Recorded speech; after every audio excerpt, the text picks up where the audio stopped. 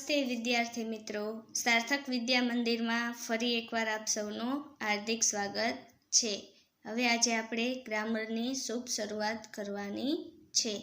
અગાઉ જે કંઈ આપણે પાઠ ભણી ગયા ત્યારબાદ આપણે આજે ગ્રામરનો અભ્યાસ કરવાનો છે. તો શરૂઆતમાં આપણે આર્ટિકલ્સ શીખવાના છે. આજે આપણે આર્ટિકલ્સનો અભ્યાસ કરવાનો છે. અગાઉના ધોરણમાં આપણે આર્ટિકલ્સ વિશે માહિતી મેળવેલી જ છે, છતાંય આપણે આજે તેનો વિગતવાર અભ્યાસ કરવાનો છે. હવે આર્ટિકલ્સના પ્રકાર કેટલા હોય? ટાઈપ્સ ઓફ આર્ટિકલ્સ, એટલે કે આર્ટિકલ્સના પ્રકાર. કુલ કેટલા આર્ટિકલ્સ હોય? તો નીચે આપેલું છે, જોવો જોઈએ. કેટલા પ્રકાર આપેલા છે? તો કે 2. પેલું કયું છે? Definite article and indefinite article. First definite article એટલે કે નિશ્ચિત આર્ટિકલ, નિશ્ચિત એટલે કે ચોક્કસ એમ. એન્ડ ઇનડેફિનેટ આર્ટિકલ એટલે કે અનિશ્ચિત આર્ટિકલ, અનિશ્ચિત આર્ટિકલ એટલે કે અચોક્કસ. હવે ડેફિનેટ આર્ટિકલમાં એટલે કે નિશ્ચિત આર્ટિકલ હોય એમાં કોનો સમાવેશ થશે? તો કે ધનો. એન્ડ ઇનડેફિનેટ આર્ટિકલ એમાં કોનો સમાવેશ થશે? ઇનડેફિનેટ આર્ટિકલ્સ કયા કયા છે? તો કે એ એન્ડ એન. એ અને એનનો સમાવેશ થશે. એ અનિશ્ચિત આર્ટિકલ કહેવાય. હવે આર્ટિકલ્સ આપણે આ ત્રણેય ભણવાના છે, એ, એન અને ધ. હવે આર્ટિકલ્સનો વિગતવાર અભ્યાસ કરતાં પહેલાં આપણને ખબર હોવી જોઈએ કે ઇંગ્લિશમાં ટોટલ આલ્ફાબેટ્સ કેટલા છે, આલ્ફાબેટની સંખ્યા કેટલી છે? તો કે 26. 26 મૂળાક્ષરો આવેલા છે. 26 મૂળાક્ષરનો સમાવેશ થાય છે. તો એમાં વાવેલ કેટલા અને કોન્સોનન્ટ્સ કેટલા એ આપણને ખબર હોવી જોઈએ. વાવેલ્સ આપણે કેટલા આપેલા છે? તો કે 5. કયા કયા? અહીં લખેલું જ છે, જો વાવેલ્સ કેટલા છે? એ, ઈ, આઈ, ઓ, યુ. 5 સ્વર છે. અને કન્સનન્ટ એટલે કે વ્યંજન કેટલા છે ટોટલ? તો કે 21. 21 વ્યંજનો હોય છે. કયા કયા? તો કે બી, સી, ડી, એફ, જી, એચ, જે, કે, એલ, એમ, એન, પી, ક્યુ, આર, એસ, ટી, વી, ડબલ્યુ, એક્સ, વાય, ઝેડ. આ છે એ 21 છે એ વ્યંજન. હવે સ્વર 5 છે એના સિવાયના બધા મૂળાક્ષરો છે એને શું કહેવાય? વ્યંજન. એ, ઈ, આઈ, ઓ, યુ એ 5 સ્વર સિવાયના બધાય અક્ષર છે એને શું કહેવાય? વ્યંજન. હવે આગળ જોવો જોઈએ આર્ટિકલ ધનો આપણે વિગતવાર અભ્યાસ કરવાનો છે. આર્ટિકલ ધ આર્ટિકલ ધને ધ પણ વંચાય અને ધી પણ વંચાય. તો ક્યારે ધ વંચાય અને ક્યારે ધી વંચાય એ આપણે જોવાનું છે. જોવો જોઈએ, એ પણ આપેલું છે. જો કોઈ શબ્દની શરૂઆત વ્યંજનથી થાય તો ધ વંચાય છે. હવે કોઈ શબ્દ વ્યંજન આપેલો હોય અને એની આગળ આર્ટિકલ ધ હોય તો તેને શું વંચાય? ધ વંચાય છે. એવી જ રીતે ધી ક્યારે વંચાય? તો કે જો કોઈ શબ્દની શરૂઆત સ્વરથી થાય અને એની આગળ ધ આર્ટિકલ આપ્યો હોય તો એને શું વંચાય? તો તે ધી વંચાય છે. બે અલગ અલગ રીતે વંચાય છે.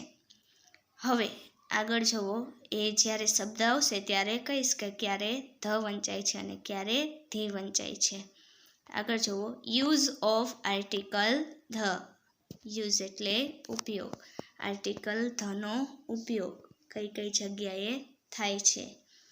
તો કે કોઈ વિશેષ વ્યક્તિ, વસ્તુ કે સ્થાનને દર્શાવવા માટે આર્ટિકલ ધનો ઉપયોગ થાય છે. કોઈ વિશેષ વ્યક્તિ હોય, વિશેષ વસ્તુ હોય કે વિશેષ સ્થાન હોય, અથવા તો એક જ એવી વસ્તુ હોય એના જેવી બીજી કોઈ વસ્તુ ન હોય ત્યારે આપણે આર્ટિકલ ધનો ઉપયોગ કરીએ છીએ. ત્યારબાદ કોઈ વ્યક્તિ, પ્રાણી, જગ્યા કે વસ્તુનો આપણે એકવાર નિર્દેશ કર્યો હોય અને પછી ફરીવાર એ જ વ્યક્તિ કે પ્રાણી કે જગ્યા કે વસ્તુની વાત કરવામાં આવતી હોય તો તેના પહેલાં આર્ટિકલ ધ મૂકવામાં આવે છે. દાખલા તરીકે there is a pencil on the table. The pencil is red. There is a pencil on the table એટલે કે ટેબલ ઉપર પેન્સિલ છે અને એ પેન્સિલ છે એ કેવી છે? રેડ. તો પેન્સિલનો ઉપયોગ કેટલી વાર થયો? 2 વાર થયો એટલે બીજી વાર પેન્સિલની આગળ શું મૂક્યું? ધ મૂક્યું. એવી જ રીતે સૂર્ય, ચંદ્ર, પૃથ્વી, તારા કે આકાશની વાત કરતા હોય ત્યારે પણ આર્ટિકલ ધ વપરાય છે. દાખલા તરીકે the sun, the moon, the stars, the sky, the earth. Earth છે એટલે શું વંચાશે? ધી અર્થ. એવી જ રીતે કાંઈ સમાચાર પત્રોના નામની આગળ આર્ટિકલ ધ મૂકવામાં આવે છે. ધ ગુજરાત સમાચાર, ધ દિવ્ય ભાસ્કર. એવી રીતે નદી હોય, સમુદ્ર, નહેરો, અખાતો કે ટાપુઓનો સમૂહ હોય તો એની આગળ પણ આર્ટિકલ ધ મૂકવામાં આવે છે. The Brahmaputra, the Ganga, the Yamuna, the Pacific ocean, the બે ઓફ બેંગાલ. એવી જ રીતે પર્વતોની હારમાળાઓના નામની આગળ પણ આર્ટિકલ ધ મૂકવામાં આવે છે. દાખલા તરીકે ધ હિમાલયસ આપ્યું હોય તો પણ એની આગળ શું મૂકવામાં આવે છે? Article the. નીચે તમને ફોર એક્ઝામ્પલ આપેલા જ છે એ જ સમજાવું છું. ધર્મગ્રંથોના નામ આપ્યા હોય તો એની આગળ પણ આર્ટિકલ ધ મૂકવામાં આવે છે. દાખલા તરીકે ધ રામાયણા, ધ બાઇબલ, ધ મહાભારતા. એ રીતે આગળ વહાણોના નામની આગળ પણ આર્ટિકલ ધ મૂકવામાં આવે છે. ધ ટાઇટેનિક એ વહાણ છે તો એની આગળ પણ આર્ટિકલ ધ મૂકવામાં આવે છે. હવે દુનિયામાં કોઈ વસ્તુ કે શિલ્પ સ્થાપત્ય અજોડ હોય તેની આગળ પણ આર્ટિકલ ધ મૂકવામાં આવે છે. દાખલા તરીકે તાજમહેલ હોય તો તાજમહેલની આગળ શું મૂકવામાં આવે? ધ મૂકવામાં આવે. એ અજોડ જ છે, એના જેવું બીજું કોઈ છે નહીં. The red fort. ત્યારબાદ મનુષ્યના કોમની વાત થતી હોય, રાષ્ટ્રીયતા કે જાતિના નામની આગળ પણ આર્ટિકલ ધ મૂકવામાં આવે છે. દાખલા તરીકે the Indians, the Rajput, the British વગેરે. ત્યારબાદ કેટલીક વાર લોકોની જો કોઈ ચોક્કસ પ્રકારનો વર્ગ હોય તો તેનો ઉદ્દેશ કરવો હોય તેના માટે પણ ચોક્કસ વર્ગનો ઉલ્લેખ કરતા શબ્દની આગળ આપણે આર્ટિકલ ધ મૂકીએ છીએ. The rich, the blind, the poor, the greedy વગેરે. ત્યારબાદ કોઈ ક્રમિક સંખ્યા હોય તો એની આગળ પણ આર્ટિકલ ધ મૂકવામાં આવે છે. The fifth floor, the first ranker વગેરે. ત્યારબાદ દિશાઓના નામની આગળ પણ આર્ટિકલ ધ મુકાય છે. The south, the north. અહીં ફોર એક્ઝામ્પલ આપેલા જ છે જુઓ. ધ સન, સન છે એને આપણે આગળ વાત કરી. સૂર્ય એટલે કે એક જ છે, કોઈ એક જ એવી વસ્તુ હોય તો તેના માટે શું વપરાય? Article the. ત્યારબાદ ધી અર્થ, અર્થ એટલે પૃથ્વી, પૃથ્વી એક જ છે તો ત્યાં શું લાગશે? ધી. ત્યાં શું બોલાય? ધી. કારણ કે અર્થ છે એની શરૂઆત ક્યાંથી થાય છે? તો કે સ્વરથી. અને ધ સન આગળ જોયું, ધ સન તો સનની શરૂઆત ક્યાંથી થાય છે? શ એટલે કે વ્યંજનથી થાય છે. ધ સ્કાય આકાશ છે. ધ મૂન ચંદ્ર. ધ રીચ, રીચ એટલે પૈસાવાળા, જે વર્ગ કે અમુક ચોક્કસ વર્ગ સમૂહની વાત કરવામાં આવી છે. ધી ઓલ્ડ, જો અહીંયા શું વંચાશે? The old. The Taj Mahal, the highest, the first time, the Nile, the Ganga, the only son. કોઈ એક જ પુત્રની વાત કરતા હોય ત્યારે ધી ઓનલી સન. ઓનલી છે એટલે શું વંચાશે? The, the only sun etcetera વગેરે.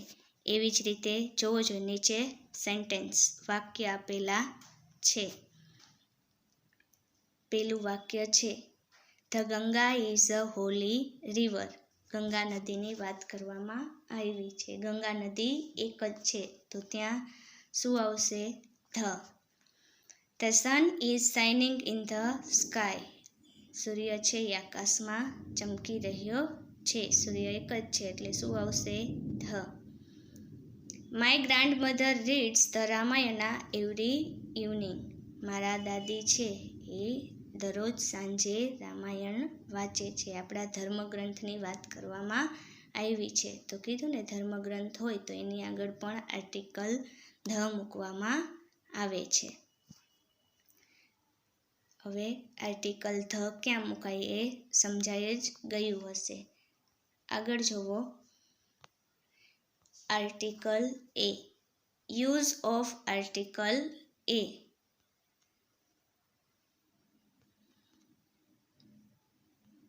હવે આપણે એ આર્ટિકલનો ઉપયોગ ક્યાં કરીશું?